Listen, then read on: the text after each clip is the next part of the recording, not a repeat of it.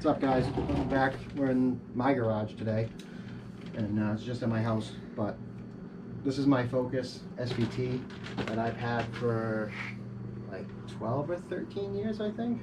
Done a lot to it, but right now it's on Airlift 3P right now. I don't have the height sensors installed. On HRE 504 3-piece wheels that are 5x112, and I converted my hubs from 4x108 to 5x112s.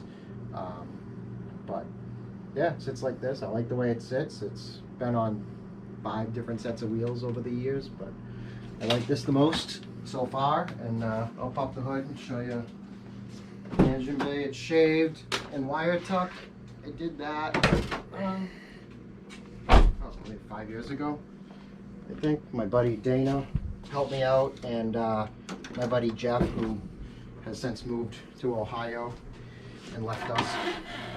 But yeah, that's it. It's all bone stock, no built motor or anything like that. It's just been shaved and wire tucked.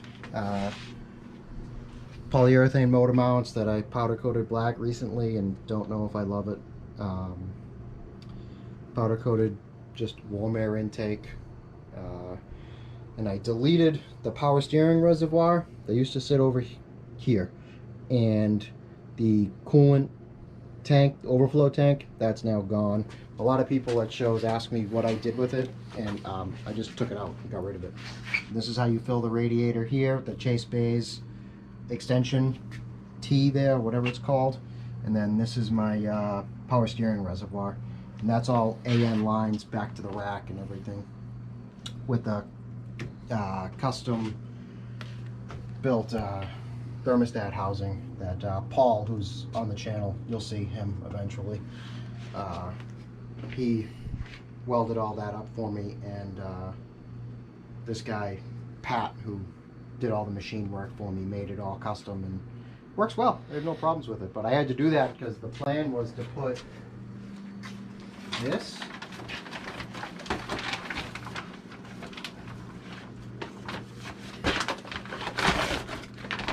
on it, but tuning is an issue. Can't find anyone that around here that can tune it and promise me I won't have issues with the tuning program, because it uses the SCT, I think X3 is what it wants to use, and SCT doesn't support the SVT Focus anymore. So I've looked into other options like Mega Squirt, and then there's one over in the UK that a lot of people in the UK use and works well, but finding someone around here that can dyno tune it and everything and make it reliable. So I put that on hold, and I'm just going to work on another project and keep this a reliable car that's still fun to drive. But I built everything for it. I have the manifold,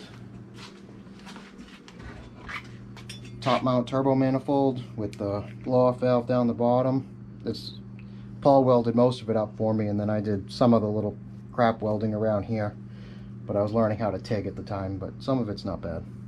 Most of it's horrible, except for Paul's.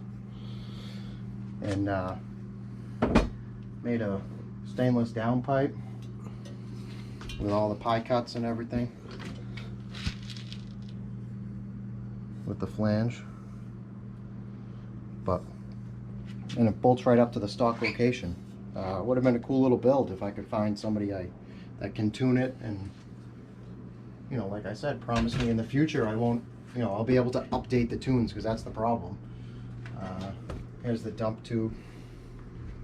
Did all that TIG welding myself, learning how to do it. But yeah, I started building it, but it's been put on hold, and all those parts are for sale pretty much. If anyone wants it, let me know. But today I just want to do the IAC. I want to clean that out because I've been having issues at like part throttle, and on decel it like bucks, and I have to smash the gas in order for it to get it to clean up and stuff. So I've had this issue before, and I think I cleaned up the IAC, get all the soot and shit out of it. But that's what I wanted to do today. So, but I figured I'd show you guys this, and I'll pop the trunk and the interior so you guys can see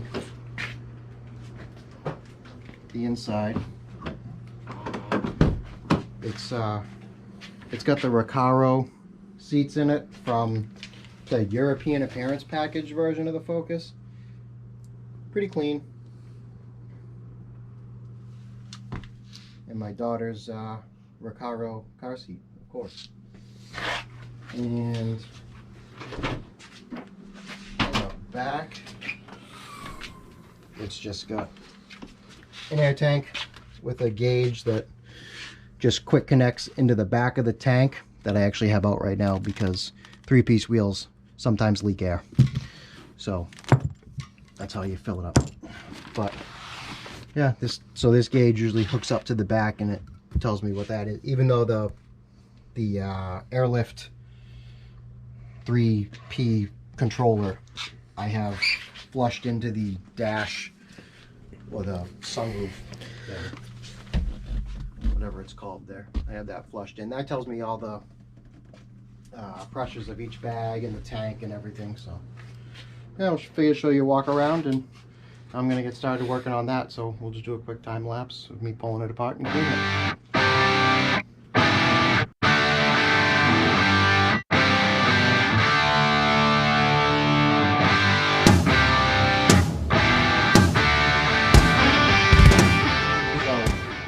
Looked into that issue that I was having. Like I said, I pulled out the IAC and it was clean. I had replaced that, I don't know, maybe 2 years ago, but I figured with it just getting a lot of just idling around and not a lot of full throttle and stuff like that, I figured there was some carbon buildup inside it, but there wasn't. It was still pretty clean, so I'm leaning more towards the O2 sensor. So I'll end up getting that. Justin, who's left already, but he had his buddy's snap-on scanner, so we plugged that in. It did show a code for it, even though I'm not throwing a check engine light right now. But I will throw an O2 sensor in it in the next few days. I got to order one from Ford, and I'll put it on. I do try to use mostly Ford replacement parts on it. I don't like going to AutoZone or Advanced for parts for this or my F-150. I like to just get direct fit from Ford, but they always seem to work better. All right, so what, you want to show them the suspension on this? Yeah. All right, so you come around here in the back.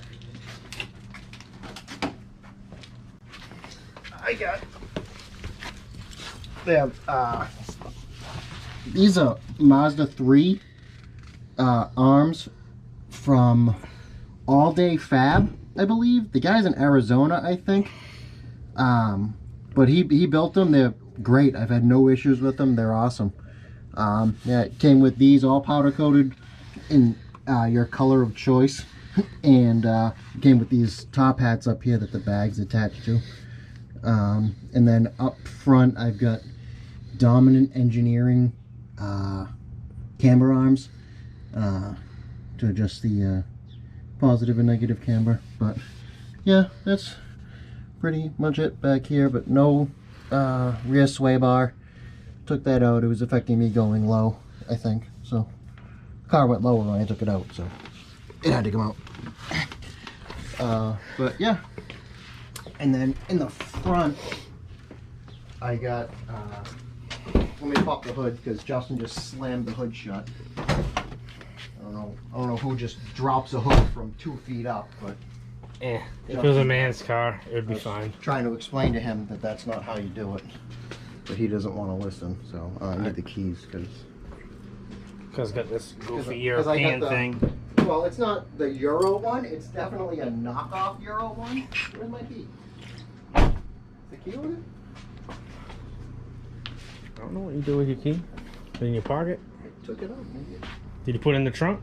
Oh, I thought I left it in the ignition.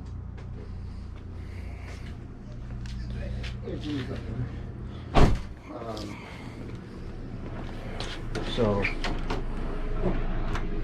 yeah, many years ago, back when I was static, I had a set of work wheels, and they were 17 by 8 with a 20 offset in the front. That paint's just the primer that came off of the when I screw this down, but this cover just threads on here. But I just drilled new holes to move the strut in, so when I aired it out I could clear it, and just plain driving it when I was static, I was destroying fenders. This is, I think, the second or third fender on each side that I've done. I destroyed them so much. I was sick of doing that, so I just moved them in. And I remember when I did it years ago, people on the forums went nuts, telling me I was unsafe, this and that. And look, the car's still alive, still moving, with next to no issues. So, for everyone that said that, you were wrong. But it's on K-Sport coils with universal air bag over coil setup. They're this style here. This is one that I started to rub through right here, so it sits like that, and the wheel was rubbing on this right here, and I didn't like the way that looked, so I swapped it out. But they're like a couple $100 a bag, so not crazy expensive. But they just slide right on over your coils. I know a lot of people ask me on like Instagram and stuff what I use for bags and stuff, but you kind of got to make your own kit and make it work. I know Airlift makes rear control arms and stuff, but the ones that I got go 2 inches lower than the Airlift ones. That's why I got them. So, but yeah, that's the car. So yeah, had it for a few years. Have no wants to get rid of it ever. It'll stay with me forever. Just one of those things I don't want to get rid of. But I do have other projects planned, which that is part of it. You guys will see. I'm starting to pull it apart. It's for an F100 that I do not own yet. So if you have one for sale for short money around the New England area that isn't trashed, I'm willing to drive, but not as of right now. I want to wait till I have some more funds to find a cleaner one, so I'm more than willing to wait. But if you got one, let me know. But yeah, so that's the car. You'll be seeing it more on the channel. I just cruise with it, take it to shows. The big one I go to is Ford Nationals in Pennsylvania. But hopefully, Justin, when you get back from deployment, you're gonna bring your T-Bucket to that. Have they seen that yet? No, not yet. That's a cool car. So yeah, so that's it. So yeah, all right. We'll catch you on the next one.